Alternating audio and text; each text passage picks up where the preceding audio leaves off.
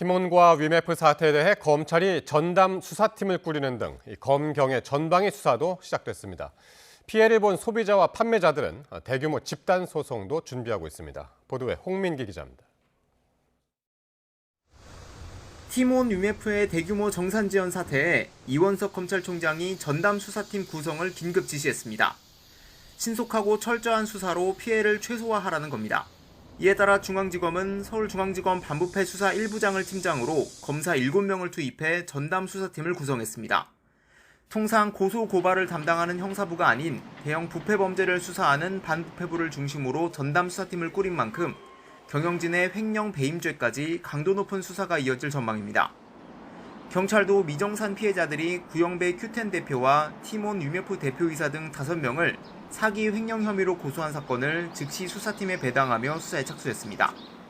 전방위 수사의 시작과 동시에 부대표를 비롯해 티몬 위메프 대표 등 4명에 대한 긴급 출국 금지 조치도 내려졌습니다. 법조계에서는 이번 사태 책임자들에 대한 형사처벌이 가능하다는 시각이 적지 않습니다. 판매자에게 결제 대금을 줄 수 없다는 걸 알면서도 거래를 연결해 소비자에게 상품을 판매했다면 사기죄에 해당할 수 있다는 설명입니다. 티몬과 위메프를 위한 자금을 그룹 확장을 위해 사용했다는 의혹이 사실로 확인되면 추가 혐의가 적용될 수 있다는 전망도 나옵니다. 회사 자금을 좀 큐텐이 무리하게 확장을 하는 과정에서 부정한 방식으로 이를 차용해서 갖다 썼다면은 우리가 형법상 말할 수 있는 횡령이나 배임 같은 문제 생각해 볼 수 있고요. 피해자들은 티몬 위메프를 상대로 한 개별 소송에 더해 대형 법무법인을 선임한 대규모 집단 소송도 준비하고 있습니다.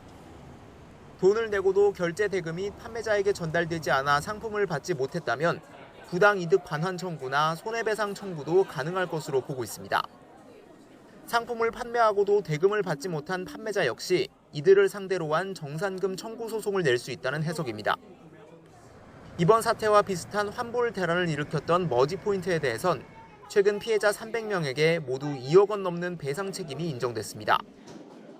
다만 큐텐그룹의 누적 결손금이 이미 4천억 원을 넘는 것으로 알려진 만큼 배상 책임이 인정되더라도 실제 배상으로 이어지기는 어려울 거란 우려도 적지 않습니다. YTN 홍민기입니다.